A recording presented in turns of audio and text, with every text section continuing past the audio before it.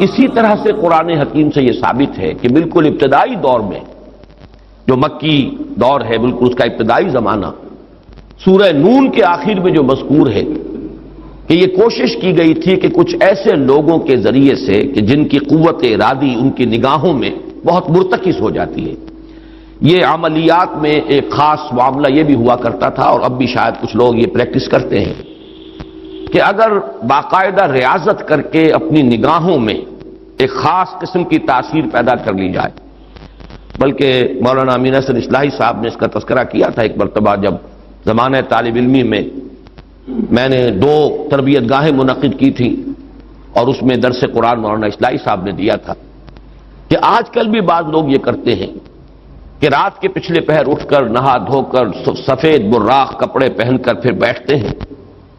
اور کسی بالکل سفید کاغذ پر ایک چھوٹا سا نقطہ لگاتے ہیں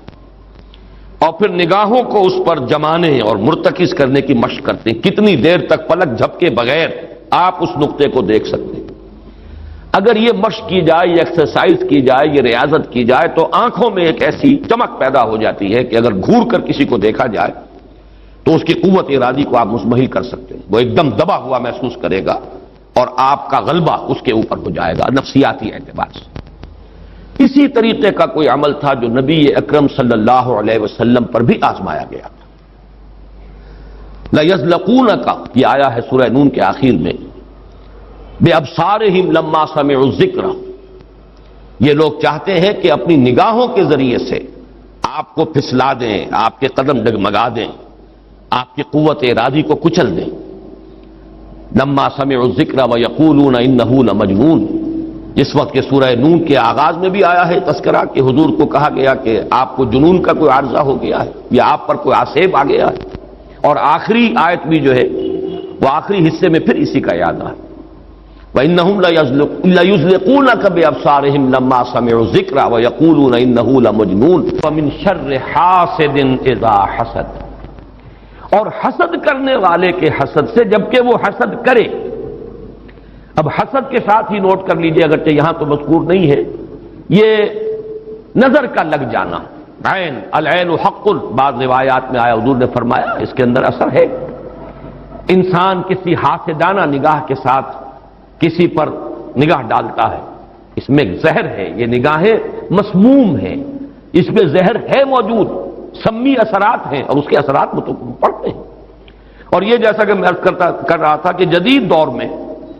جادو کے لیے بھی مثلاً حضور کے بالوں کی ضرورت پڑی، اور یہ جینیٹکس کے حوالے سے اور جینز کے حوالے سے بات آج سمجھ میں آ جائے گی، اس لیے کہ جن ارواح خبیثہ کے ذریعے سے آپ کو کام لینا ہے، وہ جادو تو وہاں پڑا ہوا ہے اس کنویں کے اندر، وہ جو بھی تاثرات ہیں انہیں تلاش کرنا ہے، ان اثرات کو اس شخص معین کو، جس شخص معین پر جادو کرنا مقصود ہے، اور اس کے وجود کا کوئی جز جس کے کہ وہی جینز ہوں گے کہ جو ان کے اپنے وجود کے ہیں، ان کے حوالے سے گویا کہ یہ ایک راستہ ہے، یہ اس کی آئیڈینٹیفیکیشن کا ایک ذریعہ ہے۔ اسی اعتبار سے یہ حسد یا یہ نگاہ کا لگ جانا، میں سمجھتا ہوں کہ آج کی فزکس اگر تھوڑی سی بھی آپ پڑھیں تو ریڈیشنز نگاہ پار ہو جاتی ہے انسان کے، ایسی بھی تو ریز ہے نا، ایکس ریز کیا ہے، آپ کے وجود میں سے گزر جاتی ہے، یہ ultraviolet infrared rays, یہ تمام کے تمام ایکس ریز، یہ کیا ہے، وجود کو چیر کر گزرتی ہے، تبھی تو اس فلم کے اوپر اثر پڑتا ہے جو فلم کے پیچھے لگی ہوئی اور آپ سامنے کھڑے ہوئے ہیں، آپ کی ہڈیاں علیحدہ نظر آ رہی ہیں اور گوشت جو ہے وہ علیحدہ نظر آ رہا ہے، یہ تمام چیزیں آج سمجھ میں آتی ہیں۔ اور وہ فوٹونز جن کا میں نے ابھی عرض کیا 1 ملین 5 دفعہ کہیے، 30 صفریں لگائیے ایک پر تو 1 ملی میٹر کا اتناواں حصہ جو ہے وہ ایک فوٹون ہے، یہ تو وجود کے اندر سرایت کر کے کہیں سے کہیں نکل جانے والی چیزیں۔ ان ریڈیشنز کے حوالے سے ایٹمک ایکسپلوژن جو ہے اس کی ریڈیشن ہے جو آپ کو معلوم ہے کہ جو ذرا سے حادثے ہو رہے ہیں، چرنوبل میں ہوا ہے، کہیں ہو گیا تھا بھوپال میں، اور اس کی پھر ریڈیشنز کے کیا کیا اثرات ہوئے، وہ شے نظر تو نہیں آتی، غیر مرئی چیزیں۔ آج کی دنیا میں جب آپ ESP کو مان رہے ہیں، ایکسٹرا سینسری پرسیپشن، نہ آپ کے کانوں کے ذریعے سے آپ کو پرسیپشن حاصل ہوئی ہے، نہ آنکھوں کے ذریعے سے، آپ کے سینس آرگنز انوالوڈ ہی نہیں ہے، but you are having perception, extrasensory perception. اسی طریقے سے ٹیلی پیتھی ہو رہی ہے، ایک بات آپ اپنے دل کے اندر، اپنے ذہن کے اندر جماتے ہیں، مرتکز کرتے ہیں، اور جس شخص کے ساتھ آپ چاہتے ہیں رابطہ اس تک اس بات کو منتقل کر دیتے ہیں۔ یہ سب کچھ کیا ہے؟ اس کے بعد تو اس دور میں بھی اگر کوئی لوگ بات کریں من شر حاسد اذا حسد، اور عقد کے ساتھ اس کو جوڑا گیا ہے، ومن شر النفاثات فی العقد ومن شر حاسد اذا حسد، لیکن محض ردیف یا قافیہ یا فواصل کی رعایت سے قرآن میں کچھ نہیں ہے۔ وہ اس کا ایک فیکٹر، اس کا ایک عامل ہو سکتا ہے، لیکن محض اس کی بنا پر نہیں مانا جائے گا۔ تو اس میں یقیناً کوئی اور حکمت ہے، اور وہ حکمت تقسیم کی گئی ہے۔ ہمارے مفسرین نے تو اس کو یوں بیان کیا ہے کہ ایک حسد وہ ہے کہ جو دل میں پیدا تو ہے، آدمی کے اندر ہے، لیکن یہ کہ وہ اس کو یعنی اس کو باقاعدہ کوئی ایک ہمت کے ساتھ اور اپنے ایک عزم کے ساتھ، ارادے کے ساتھ بروئے کار نہیں لا رہا، تو اس حسد کے اثرات نہیں ہوں گے، اس سے پناہ مانگنے کی ضرورت نہیں ہے۔ میں اس کو اس انداز میں تو میرا ذہن سے قبول نہیں کرتا، اس لیے کہ حسد اگر پوٹینشلی ہے اندر تو اس کے اثرات ہوں گے، وہ ریڈیشن تو ہوگی، چاہے اس کا ارادہ ہو چاہے نہ ہو، وہ کیفیات جو ہے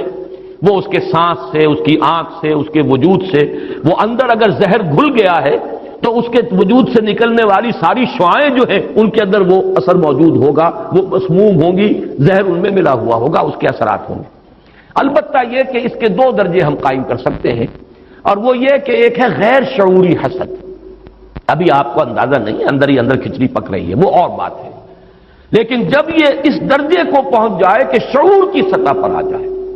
آپ کسی کی برائی چاہنے لگیں بالفعل،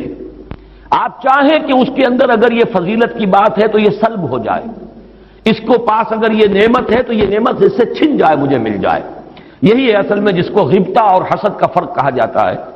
اور ایک جگہ پر حضور نے ایک حدیث میں لفظ حسد استعمال کیا ہے، لیکن مراد اس سے غبطہ ہے۔ لا حسد الا فی اثنین، کوئی حسد نہیں کیا جانا چاہیے سوائے دو اشخاص سے، ایک وہ جسے اللہ نے علم دیا ہے اور وہ علم پھیلا رہا ہے تو اس سے بھی اگر حسد پیدا ہو جائے تو کوئی بری بات نہیں، کوئی اچھی بات ہی ہے،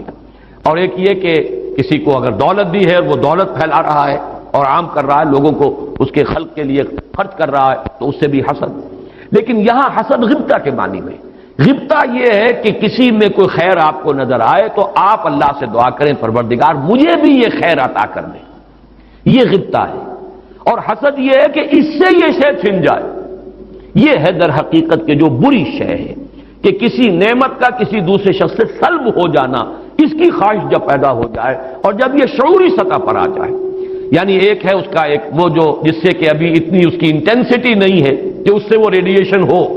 اس کی انٹینسٹی اس وقت ہوگی جبکہ وہ شعور کی سطح پر آ گئی اور انسان جو ہے جل رہا ہے حسد کی آگ میں اور چاہتا ہے کہ یہ نعمت اس سے سلب ہو جائے، یہ فضیلت جو ہے اس سے چھن جائے، تو یہ شے وہ ہے یقیناً کہ اس کے اثرات، اس کو میں اس وقت جدید فزکس کی اصطلاح میں ریڈیشن کے ذریعے سے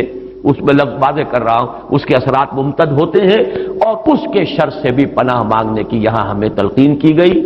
تلقین محمد الرسول اللہ صلی اللہ علیہ وسلم کو ہوئی اور آپ کی وساطت سے ہم سب کو ہو رہی ہے۔